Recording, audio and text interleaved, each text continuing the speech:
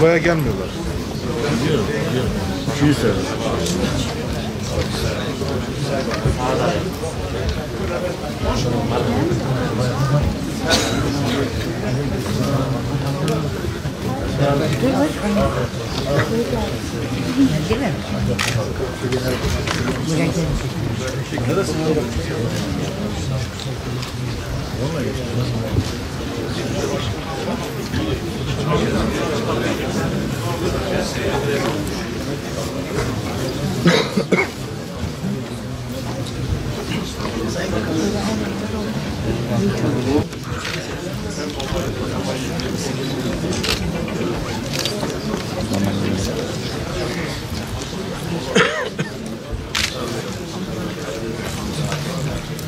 Bazı şehirler öğretir, bazı şehirler yaşarken insana geçmişten bugüne taşıdığı zenginlikleri hissettirir.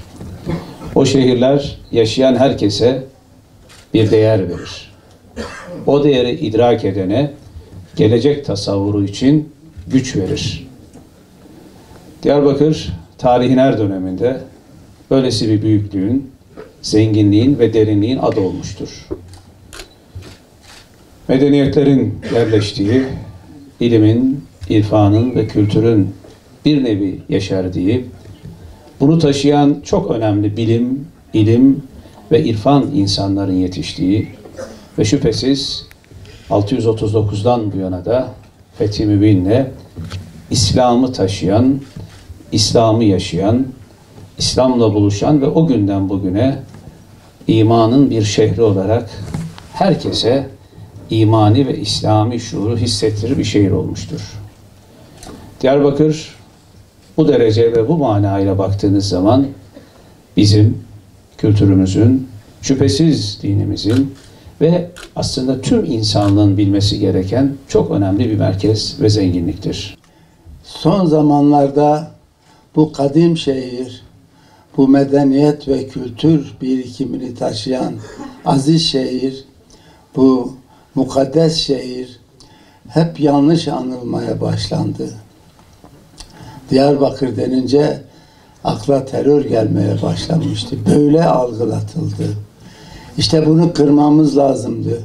Bu mübarek şehrin gerçek yüzünün gösterilmesi lazımdı. Tanıtılması lazımdı. Önce bizim tanımamız, bilmemiz lazımdı. Büyük Diyarbakır belgeselini niye çektik? Birkaç cümleyle ifade edeceğim.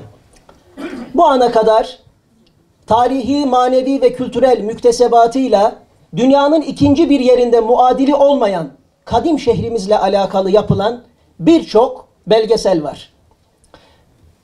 Yapanlardan Allah razı olsun.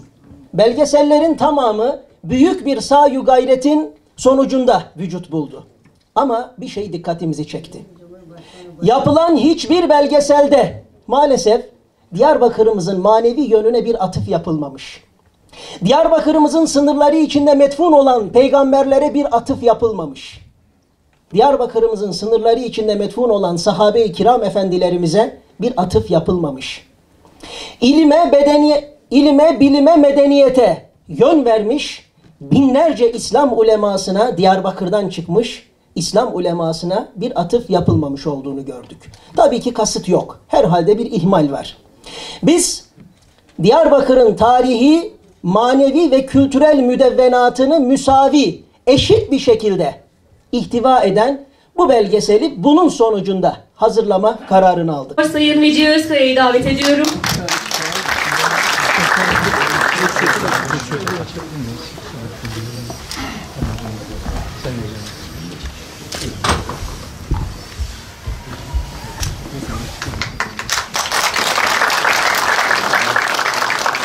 Sayın Bakanım bu tarafa doğru efendim. Şöyle.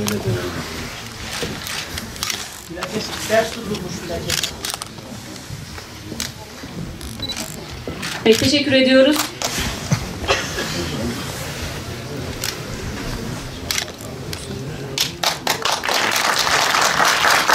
Teşekkür ediyoruz.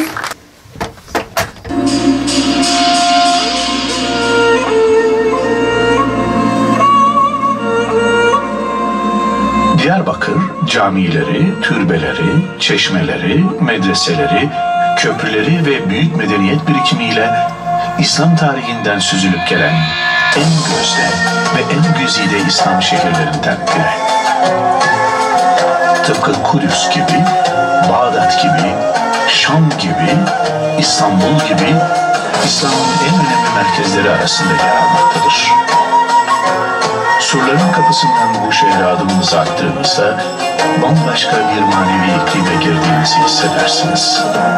Sizi burada metfun peygamberlerin, sahabelerin ve Allah dostlarının ruhaniyeti karşılar. Diyarbakır, Türkiye'nin en önemli tarih, kültür ve medeniyet merkezlerinden biridir.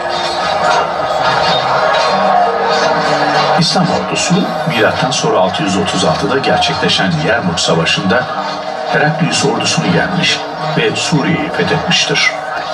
Bunun üzerine Halife Hazreti Ömer, İyaz bin Ganem komutasındaki bini sahabe-i kiramdan oluşan 8.000 kişilik bir İslam ordusunu Kuzey Mezopotamya tarafına göndermiş ve Diyarbakır'ın fethini murad etmiştir. Diyarbakır önlerine gelen İslam ordusu 5 ay kadar süren bir kuşatmanın ardından muhkem ve muhteşem surlarla çevrili olan Diyarbakır'ı fethetmişlerdir. Bu esnada sahabe-i kiramdan 27'si şehit düşmüştür. Ve Diyarbakır bu kutlu fethiyle İslam'ın Anadolu'ya açılan ilk kapısı unvanını almıştır. Diyarbakır, Türkiye'nin en önemli tarih, kültür ve medeniyet merkezlerinden biridir.